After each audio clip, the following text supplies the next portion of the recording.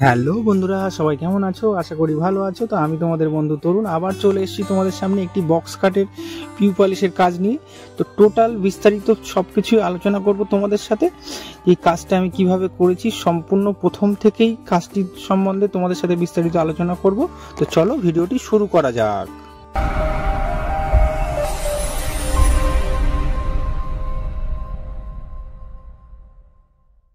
তো দেখো বন্ধুরা, এই বক্স খাটটি আজকে টোটাল ফার্স্ট থেকে কিভাবে কাজ করা হয় থেকে শুরু করে টোটাল পিউ পলিশ পর্যন্ত তোমাদের সাথে বিস্তারিত আলোচনা করব।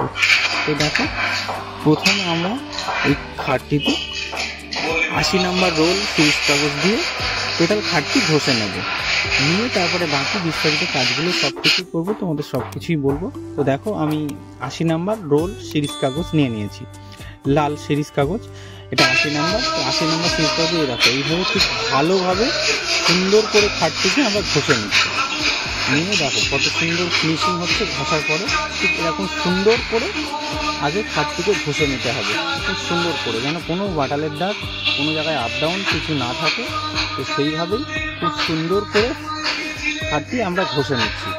দেখো কীরকম ধুলো বার হচ্ছে, দেখো এরকম ঘষে পুরো একদম ধুলো বার করে ফেলতে হবে খুব সুন্দরভাবে। প্রথম ঘষাটা খুব সুন্দর করে ঘষতে হবে, ঘষে নিয়ে তারপর আমরা প্রথম স্যান্ডিং সিলার মারবো। তো তার জন্য আমরা বার্জার কোম্পানির স্যান্ডিং সিলার, দেখো এই যে স্যান্ডিং সিলার মারা শুরু করেছি। প্রথম আমরা first coat 2 coat sanding sealer মেরে নেব, নিয়ে তারপরে আমরা যে জায়গাগুলো ক্র্যাক আছে বা কোনো জায়গায় দেখা যাচ্ছে পেস্টিং করা আছে বা যে কোনো জায়গায় যেগুলো ডেন্ট ফাটা বা যাই থাক সেইগুলো আমরা পুটিং করে নেব। তো চলো দেখো, আমরা সিলারটা আগে মেরে নিই। তোমরা মিউজিকের সাথে ভিডিওটা দেখতে থাকো, কিভাবে সিলারটা মারছি, তারপর বাকি বিস্তারিত আলোচনা করতে চলে আসছি। মিউজিকের সাথে ভিডিওটা দেখতে থাকো।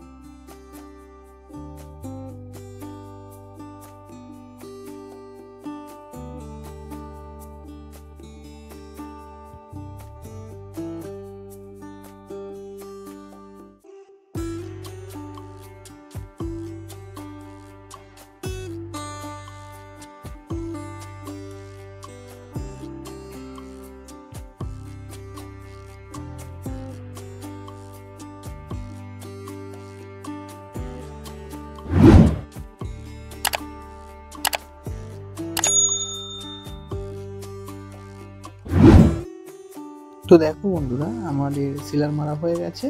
এবার আমরা যে জায়গাগুলো ফাটা বা হালকা ফুলকা যে দাগগুলো আছে সেই জায়গাগুলোতে আমরা পুটিং করে নেব। তো দেখো এইভাবে আমরা চক পাউডার, জার্মানিওয়ালা ব্রাউন দিয়ে আর গালা স্প্রিট দিয়ে এই পুটিংগুলো আমরা করে নিচ্ছি। তো এই পুটিংগুলো করে নিয়ে এবার আমরা ঘষে নিয়ে আবার সেকেন্ড কোট সিলার অ্যাপ্লাই করব, তারপরে পিউ সিলার অ্যাপ্লাই করব, তারপরে পিউ কীভাবে করতে হয় সেটা শুরু করব। তো দেখো আমরা পুটিংগুলো করে নিচ্ছি। তো পুটিংগুলো ঠিক এইভাবে ভালো করে পুটিংগুলো চেক করে নিতে হবে যাতে কোনো জায়গায় বাদ না থেকে যায়। তো দেখো বন্ধুরা, ঘষে নিয়ে আমরা সেকেন্ড কোট আবার সিলাই অ্যাপ্লাই করছি। সেম প্রসেসে প্রথমবার যেভাবে আমরা সিলার মেরেছি, তো সেকেন্ড কোট আবার সিলার মেরে নিয়ে এবার আমরা রং টাচ করে নেব। যে জায়গাগুলো আমরা পুটিং করেছি, যে জায়গাগুলোতে হালকা হালকা কোনো দেখা যাচ্ছে কোনো কাঠের সাথে কোনো কাঠটা অন্য কাঠটা যে কালারটা মিল নেই, তো সেই জায়গাগুলোতে আমরা কালারটাকে অ্যাডজাস্ট করে নেব। তো সেটাও আমরা কিভাবে করব সেটাও তোমাদেরকে দেখাবো। তো দেখো আমরা সেকেন্ড কোট সিলার 2 কোট অ্যাপ্লাই করে নিচ্ছি, নিয়ে আমরা কালার মিল করা শুরু করব। তো দেখো বন্ধুরা কালার মিল করা শুরু করেছি। তো কালার মিল করার জন্য আমরা জার্মানি এলাচ, সিঁদুর আর ব্রাউন নিয়ে নিয়েছি। নিয়ে দেখো যে জায়গাগুলোতে হালকা কালারের ডিস্টার্ব আছে সেই জায়গাগুলোতে আমরা কালারটা ম্যাচিং করে নিচ্ছি। ঠিক এইভাবে তুলি দিয়ে আমরা হালকা হালকা করে কালারগুলো ম্যাচিং করে নেব। নিয়ে এবার আমি পিউ সিলার অ্যাপ্লাই করব। তো পিউ সিলার অ্যাপ্লাই করে তারপরে আমরা পিউ করা শুরু করব। তো তোমরা দেখতে থাকো, মিউজিকের সাথে ভিডিওটা এনজয় করো, ততক্ষণ আমি কাজগুলো করে নিই।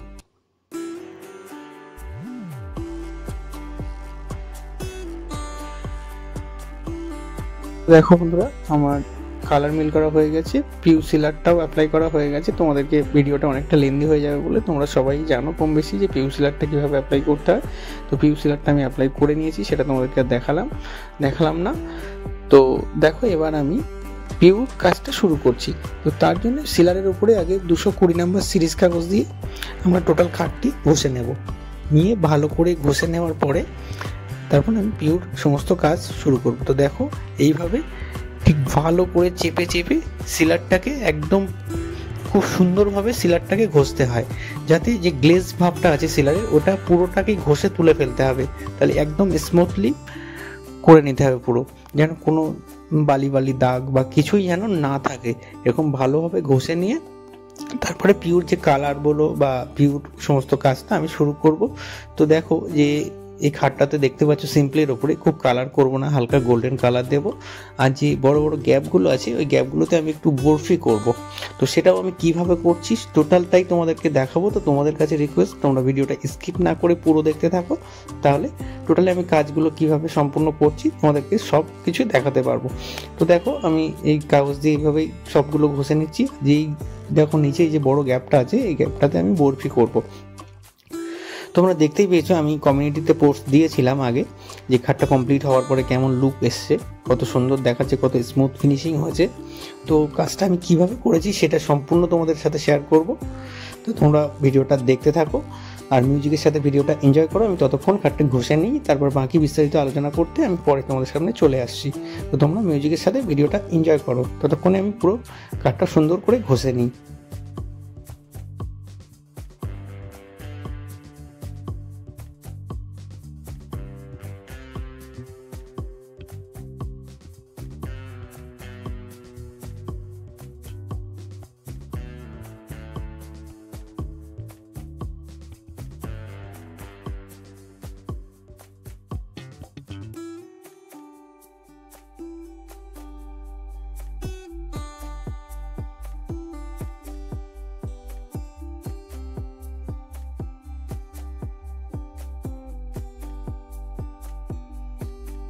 তো দেখো দেখতেই পাচ্ছ বন্ধুরা আমি চেপে পুরো খাটটি একদম সম্পূর্ণ ভালোভাবে ঘষে নিয়েছি।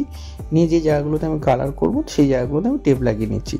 টেপ লাগিয়ে নিয়ে কি হয় যাতে কালারটা বাইরে খুব বেশি না লাগে আর পরিষ্কার করতেও সুবিধা হয়। তাতে কি হয় কাজটা খুব ফিনিশিং হয়, রঙগুলো সাইডে খুব বেশি লাগে না, খুব ফিনিশিংভাবে কাজটা করা যায়। একটু সময় হয়তো বেশি লাগে কিন্তু কাজের কোয়ালিটি একদম ওয়ান কোয়ালিটির কাজের কোয়ালিটিটা হয়, খুব সুন্দর কাজের কোয়ালিটিটা ভালো হয়। একটু সময় লাগলেও আমরা চেষ্টা করবো এইভাবে টেপ দিয়েই কাজটা করার। আর যারা একটু তাড়াতাড়ি করার চেষ্টা করবো তোমরা টেপ না লাগিয়েও প্লেন করতে পারো। তাতে কি হবে রঙটা একটু ছিটে ফিটে বেশি লাগবে, তোমরা মুছতে সময় লাগবে বা না মুছলে সেটা দেখতেও বাজে লাগবে। তো ঠিক আছে দেখতে থাকো আমি কীভাবে কাজটা সম্পূর্ণ।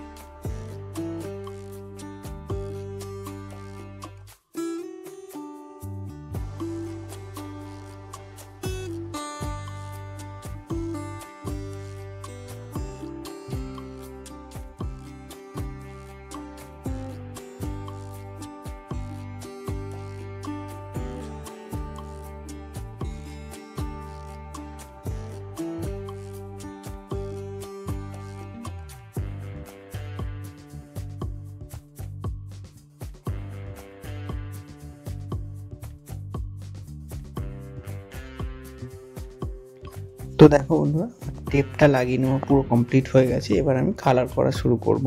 তো ফার্স্ট আমি ইন্ডিগো কোম্পানির গোল্ডেন কালার দিয়ে কালারগুলো আগে করে নেব, নিয়ে তারপরে বাকি কাজগুলো করব। সম্পূর্ণ ভিডিওটা তোমাদেরকে দেখানোর চেষ্টা করছি বা বোঝানোর চেষ্টা করছি, তোমরা স্কিপ না করে পুরো দেখতে থাকো, তাহলে আশা করি সমস্ত ধারণাটাই তোমরা পেয়ে যাবে যে আমি কাজগুলো কিভাবে সম্পূর্ণ করি। তো দেখো, আমি প্রথমেই কালারগুলো মেরে নিচ্ছি। আমি যে গানটা দিয়ে কালারগুলো স্প্রে দিয়ে মারছি সেই গানটা হলো পাইলট কোম্পানির গান। এটার গানটার মডেল নাম্বার হলো AB16 Pro। তো এটা তোমরা অনলাইনে বা যে কোনো হার্ডওয়্যারসের দোকানে তোমরা পেয়ে যাবে। যদি না পাও তো আমাকে কমেন্ট করো, আমি তোমাদেরকে লিঙ্ক দিয়ে দেবো। আর প্রত্যেকটা ভিডিওতেই আমার ডিসক্রিপশন বক্সে আমার হোয়াটসঅ্যাপ নাম্বার দেওয়া থাকে। তোমাদের কোনো সমস্যা বা কিছুই তোমরা জানতে চাইলে আমাকে হোয়াটসঅ্যাপে SMS করতে পারো বা আমাকে কমেন্ট করে আমাকে জিজ্ঞাসা করতে পারো। আমি তোমাদেরকে সম্পূর্ণ গাইড করার চেষ্টা করব। তো দেখো বন্ধুরা, আমি কালারটা এইভাবে আস্তে আস্তে সমস্ত যে জায়গাগুলোতে আমি গোল্ডেন কালার মারবো সেই জায়গাগুলোতে আমি সমস্ত গোল্ডেন কালারটা আগে ফার্স্ট মেরে নিচ্ছি। নিয়ে তারপরে যে জায়গাগুলোতে কালার যদি একটু আধ লেগে থাকে তো সেগুলো আমি থিনার দিয়ে হালকা সুতির কাপড় দিয়ে পুরো খাটটাকে আগে পরিষ্কার করে নেব, নিয়ে তারপরে বাকি কাজটা শুরু করব। তো তোমরা মিউজিকের সাথে দেখতে থাকো, আমি ততক্ষণে কালারগুলো মেরে নিই সম্পূর্ণ।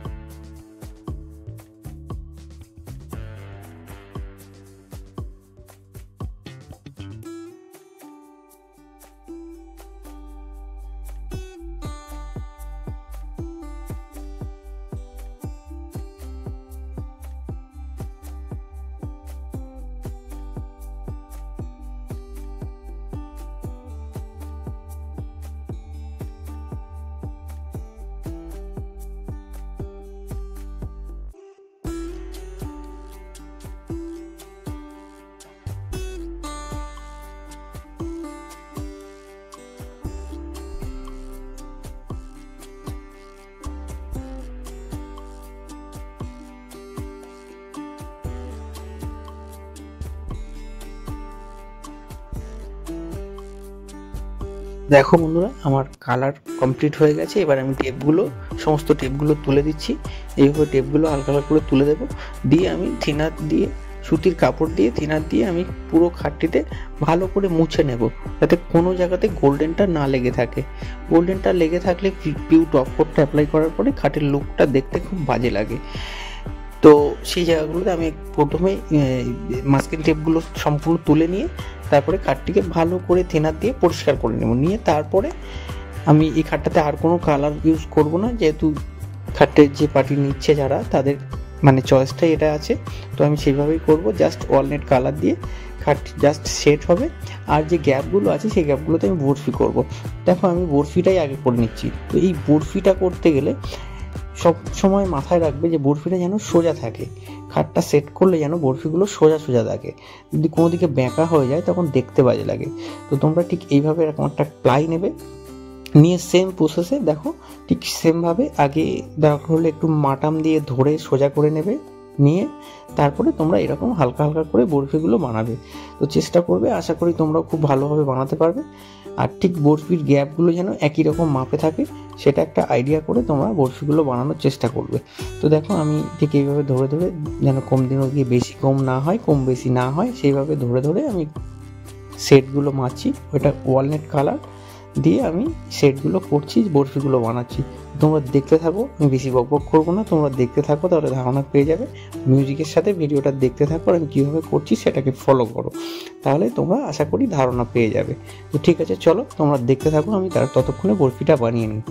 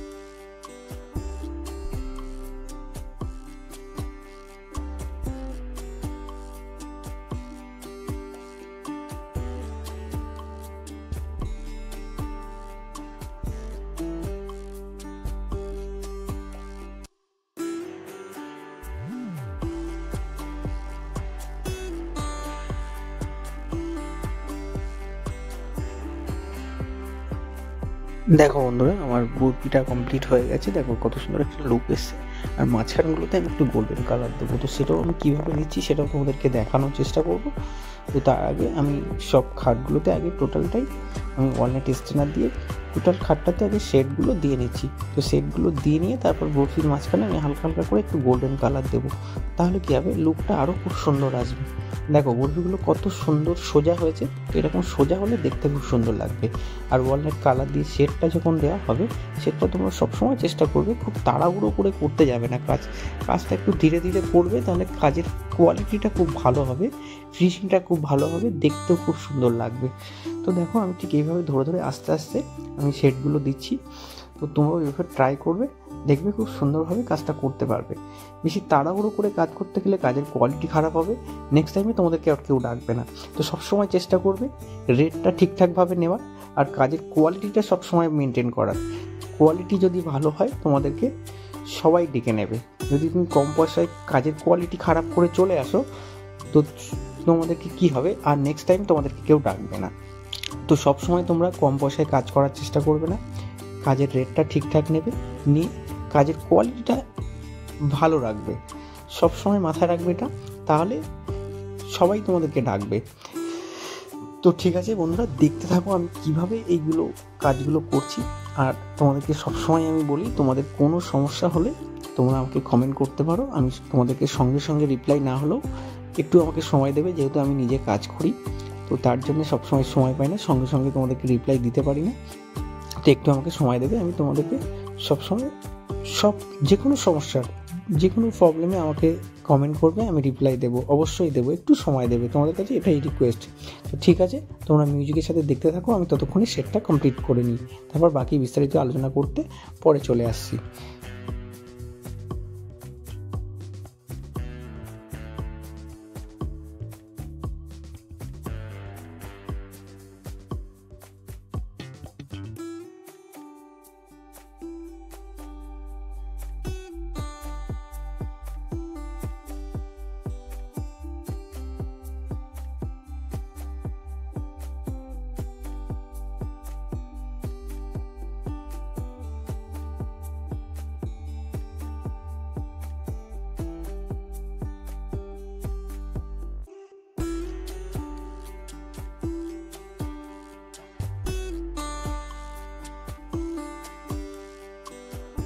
তো দেখো বন্ধুরা, আমার শেড দেওয়া পুরো কমপ্লিট হয়ে গেছে। দেখো শেড দেওয়া কমপ্লিট। এবার আমি যে বোর্ডটির মাঝখানগুলোতে হালকা হালকা গোল করে আমি একটা গোল্ডেন কালার দেবো। তো তার জন্যে আমি একটা গোল করে একটা শক্ত মতো হার্ড একটা পেপার মানে কাগজ কেটে নিয়েছি। নিয়ে আমি বোর্ডটির মাঝখানগুলোতে আমি গোল গোল মানে একটা গোল যে একটা বল্টু বল্টু মতো ভাব হয় না, সেটা আমি দেওয়ার চেষ্টা করছি। তো দেখো আমি এইভাবে ঠিক আস্তে আস্তে গোল্ডেন কালারটা মেরে দিচ্ছি, যাতে লুকটা আরও খুব সুন্দর হয় আর দেখতে খুব ভালো লাগে। তো দেখো আমি এইভাবে ঠিক সমস্ত জায়গাগুলো কোনোটা যেন বাদ না থাকে, ঠিকভাবে দেখে দেখে তোমরা এগুলো মারার চেষ্টা করবে। তো দেখো আমি ঠিক এইভাবে সমস্ত গোলগুলো মেরে দিচ্ছি। মারার পরে দেখবে কত সুন্দর একটা লুক চলে আসবে। তো ঠিক আছে, তোমরা দেখতে থাকো, আমি ততক্ষণে এগুলো মেরে নিই।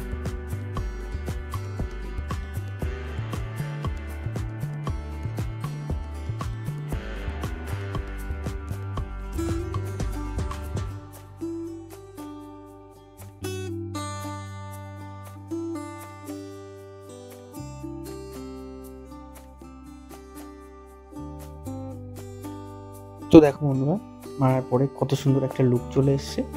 তো এবার আমি পিউ টপ কোট অ্যাপ্লাই করব।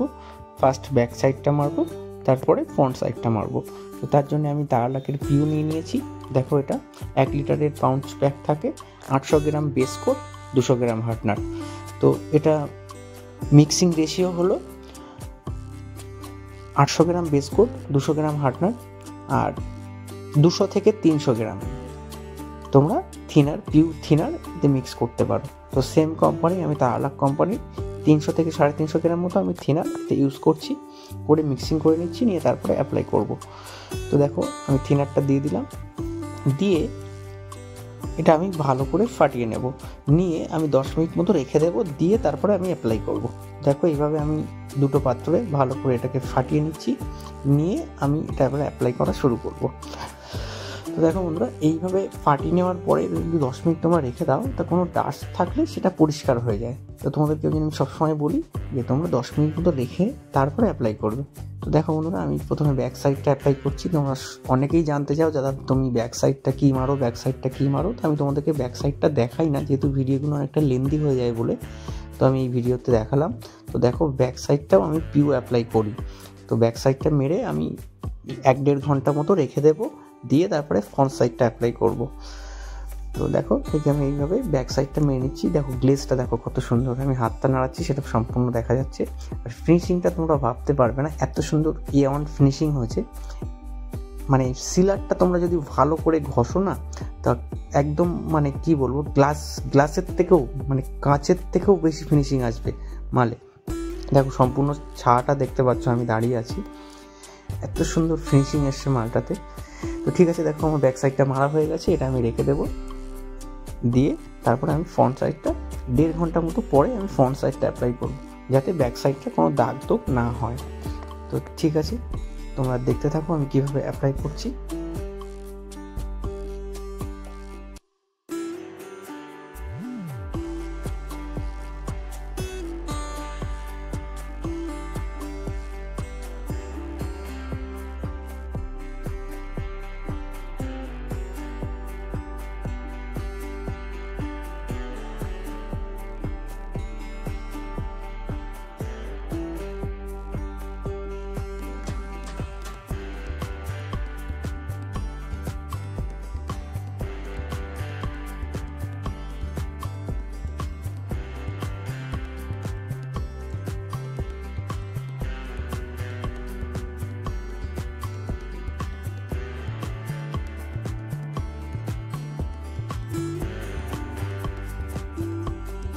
তো দেখো বন্ধুরা, আমি দুটোতেই তোমরা দেখেছো, দুটোতে সেম প্রসেসে আমি দুটো ব্যাক সাইড মেরে নিয়েছি। দেখো শুধু গ্লেজটা দেখো, মানে আয়নার থেকেও বেশি গ্লেজ হয়েছে, এত সুন্দর স্মুথ ফিনিশিং হয়েছে, সেটা তোমরা না দেখলে ধারণা করতে পারবে না।